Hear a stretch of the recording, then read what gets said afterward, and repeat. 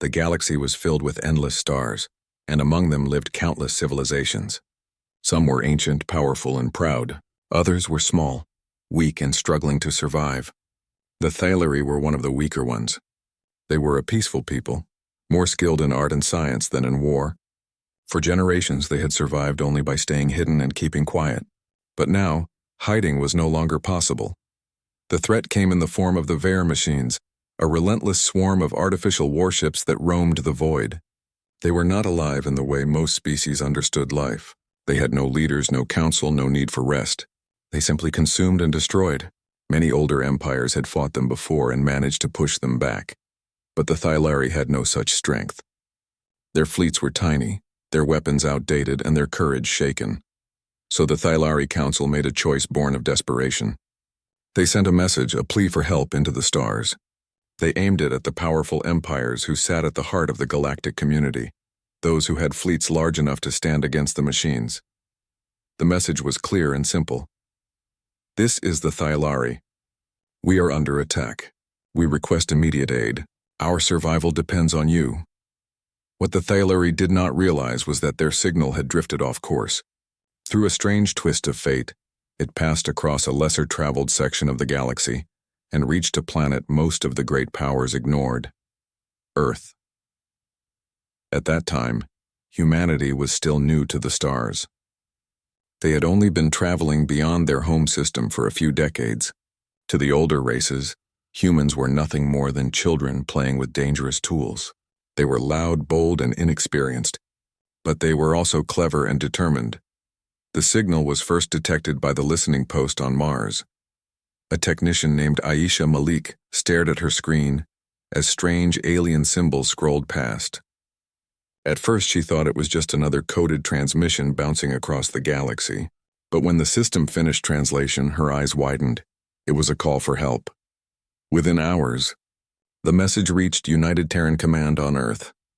The Council of Admirals and Generals gathered in a secure chamber beneath Geneva. They replayed the signal again and again. The Thylari's desperation was clear. The humans knew they were not the intended audience. The message had been meant for someone else, an older, stronger civilization. But Earth had heard it. And now Earth had to decide. Some argued against responding. "We don't have the numbers," said Admiral Cato. "Our fleets are strong for us, but against a full machine swarm, we could be throwing lives away." Others disagreed. "If we ignore it," said General Alvarez, "then what kind of species are we becoming? We call ourselves united, brave, and honorable. Do we prove that only when it's safe?" The debate grew heated. Some feared that helping the Thyleri would draw the attention of powerful empires who might see humanity as reckless. Others felt that refusing would mean losing something far more important: humanity's spirit. Finally, the United Terran president, a calm woman named Elena Ward, stood and spoke. Her words cut through the arguments like a blade. They asked for help. "We can give it. Maybe not as much as the old powers, maybe not with the might of centuries behind us, but we can fight. And if we can fight for them, then we must." Silence filled the chamber. One by one, the admirals and generals nodded. Humanity's decision was made. Within days, the call went out across Earth and her colonies. Volunteers poured in.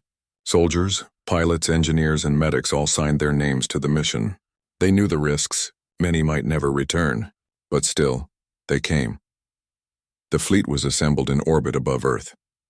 It was not the largest armada the galaxy had ever seen, but it was built with care and determination. Sleek cruisers from Earth, heavy carriers from Mars, fast escorts from the moons of Jupiter, and even a few experimental ships from the Luna shipyards all stood ready. From space, the sight was breathtaking. Hundreds of ships forming up, their engines glowing blue against the black void. Families and civilians gathered on the surface of Earth to watch the departure, their eyes filled with pride and fear. As the fleet prepared to jump into the stars, a quiet message was broadcast back to the Thyleri. "This is the United Terran Command. Your call has been received. We are on our way." When the Thyleri received that response, confusion spread through their council chambers. "Humans?" one elder asked in disbelief. "Why would the humans come? They are too young, too fragile. They will be destroyed." Others shook their heads in sorrow. "Then they are fools rushing to their deaths." Their sacrifice will buy us nothing. But the humans had already set their course. Aboard the flagship Resolute, Captain Marcus Hale stood on the command deck, gazing at the stars ahead. He knew the odds. He knew the fleet was marching into danger unlike anything they had faced before. But he also knew something else, something the Thylari and the rest of the galaxy had yet to learn. Humans did not run from calls for help. When the fleet finally leapt into slipspace, the stars stretched into streaks of light and Earth disappeared behind them. Ahead lay battle, peril, and perhaps death, but also ahead lay the chance to prove what it truly meant to be human. And somewhere, far across the galaxy, an alien people waited, unaware that their mistaken call for help had just awakened a force that would change the course of history forever. The Thylari homeworld orbited a calm golden star, but the skies above were anything but peaceful. Black shapes filled the void, endless machine warships moving in cold formation. Their edges were sharp, their movements precise like a swarm of blades drifting through the dark. The Thylari people watched with growing fear as the enemy closed in. Their last fleets had already been shattered. Cities trembled under the shadow of orbital strikes. The Thylari Council sat in silence, waiting for news. They knew their message had gone out. They prayed it had reached someone powerful, and then their sensors flared. A new fleet was arriving. The Thylari held their breath. Would it be the old empires? The ones with warships vast as cities armed with weapons that could split moons? Or would it be no one at all? The ships emerged from slipspace one after another, engines blazing bright. The council gasped. The fleet was not massive. It was not ancient. Its hulls carried no markings of the great powers. It was human. For a moment, the Thylari were struck by disbelief. Had their signal gone so far astray? Had it truly been the humans who answered?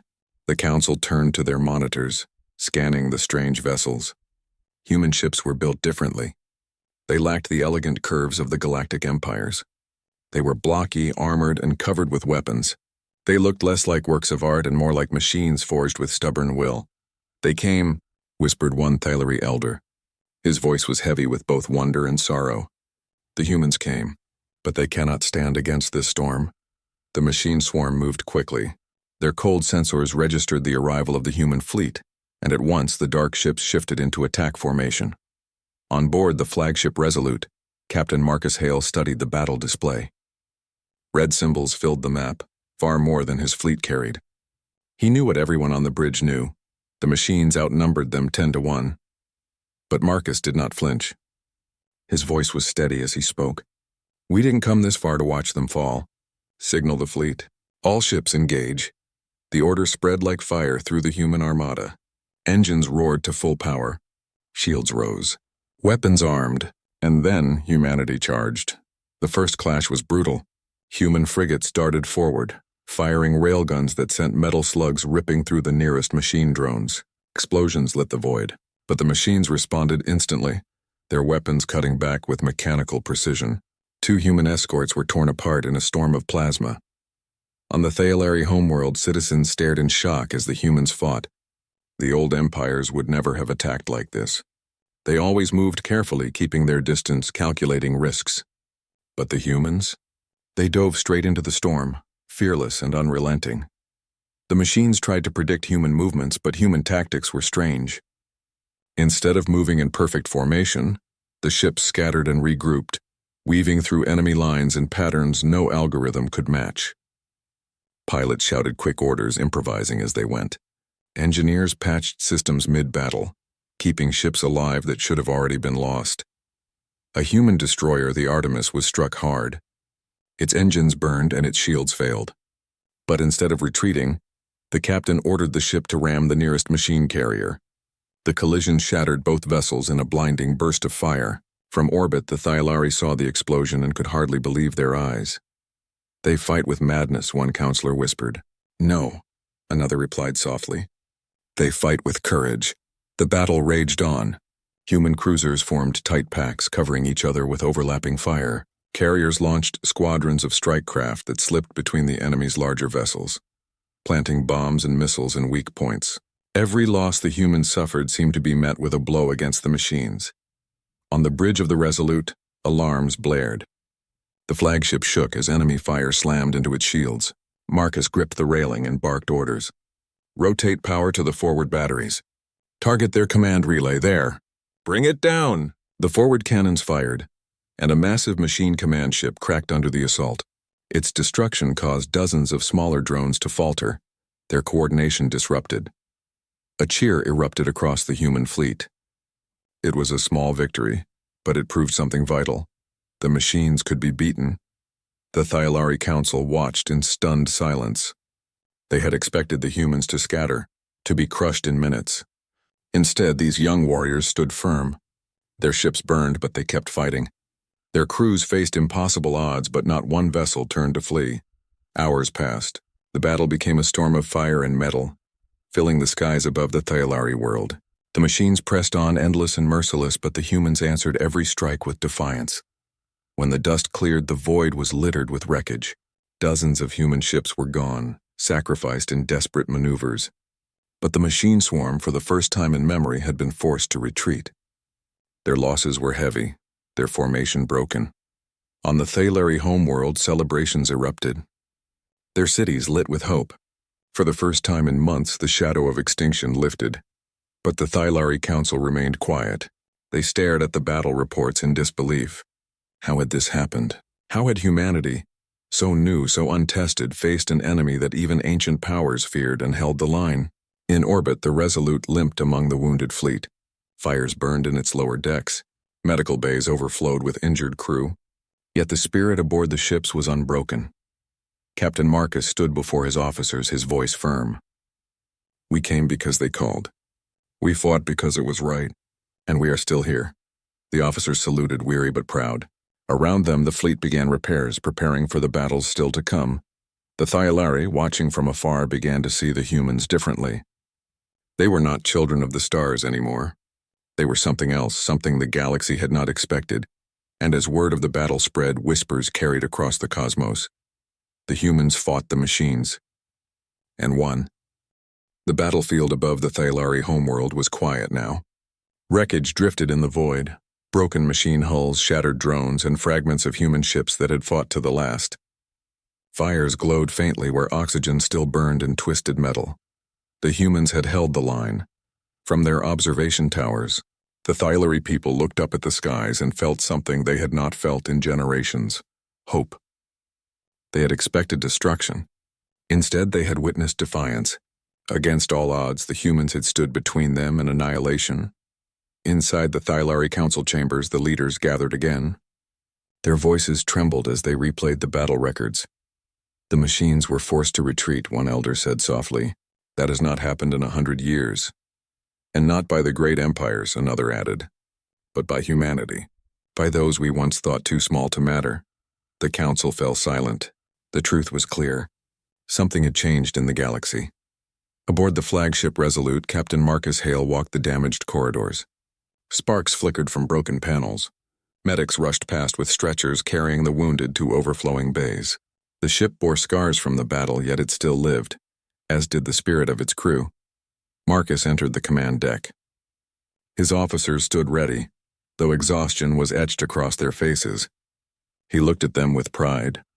We came here for one reason, Marcus said, his voice carrying through the deck. Because someone asked for help. We didn't ask if they were allies or strangers. We didn't measure the risk. We came because it was right. The crew listened in silence, their tired eyes fixed on their captain. And now the galaxy knows who we are, Marcus continued. We may not have the oldest ships. We may not have the largest fleets. But we have something else. We have unity. We have courage, and we will not turn away from those who call for aid. The word struck deep. Officers saluted, not with empty formality, but with true respect. News of the battle spread quickly. Across the galactic council worlds, whispers turned to open discussions. Many species did not believe the reports at first. Humans, the young race from a small blue planet, they had stood against the machines and forced them back. Impossible, but the evidence was undeniable. Sensor logs, transmission records, and even captured footage confirmed the truth. Humanity had not only fought, they had won. The older empires reacted with unease. Some felt threatened. If this young species could defeat an enemy even they feared, What would happen when humanity grew stronger? Others felt shame, for they had ignored the Thalary's plea while humanity had answered. But among smaller civilizations, the reaction was different. They saw in humans something new, a rising force willing to stand for others, not just themselves. For the first time in centuries, hope spread beyond the core empires. On the Thalari homeworld, survivors gathered in open plazas. Their songs filled the night not of sorrow but of gratitude. They spoke of humans not as reckless children but as saviors. Monuments were planned to honor the ships that had fallen, carrying names that would never be forgotten. The Thalari Council sent a message to Earth. We owe our survival to you. Where others turned away, you came. The Thalari will not forget. When the message reached Earth, millions watched it broadcast across the globe. Families of those who had joined the fleet wept with pride. The world saw its soldiers, engineers, and pilots not as casualties of a distant war, but as heroes who had shown humanity's true spirit. The human fleet did not stay long. Repairs were rushed and survivors were gathered. The machines were not destroyed forever, they would return. Humanity knew this, but the battle had proven that victory was possible. As the Resolute prepared to depart, a Thalari envoy stood before Captain Marcus. The alien's voice trembled with emotion. You answered a call that was not meant for you, and yet you saved us. Why? Marcus smiled faintly. Because when someone calls for help, we don't ask who they are. We just go. The envoy bowed deeply, a gesture of respect never before given to an outsider. Then know this, Captain. The Thalari will stand with humanity. You are no longer just newcomers to the stars. You are protectors. When the fleet returned to Earth, they were battered but victorious. Crowds gathered as the ships descended into orbit, cheering louder than ever before.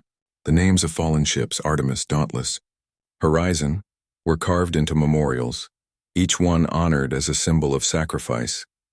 And in the halls of the United Terran Command, leaders from across the colonies met. They no longer spoke of hiding from the galaxy or avoiding notice. They spoke of responsibility. They spoke of the role humanity was now destined to play. We are no longer just explorers, President Elena Ward declared. We are guardians. If we can bring hope where there is none, then that is our duty. The Council agreed. Humanity's place among the stars had changed forever. Far away in the hidden networks of the galaxy, the machines recorded the battle. Their cold logic analyzed every detail. Their algorithms marked humanity as a new threat. Already they were recalculating, adapting, preparing for the next encounter. But for now, the machines were silent. And for the first time in living memory, the galaxy looked not to the old empires for protection, but to a young, stubborn species from a small world called Earth. Above Earth's night sky, the stars burned brighter than ever. Children pointed upward and dreamed not only of exploring the unknown, but of protecting it. Families who had once doubted the colonies now saw them as strongholds of unity, and across the galaxy whispers spread into a single truth. Humanity had answered a call by mistake. But in doing so, they had become the hope of many. The story of their courage would not fade. It would grow, and when the next call came, no one would doubt who might answer. Humanity had claimed its place, not as rulers, not as conquerors, but as defenders. And the galaxy would never be the same again.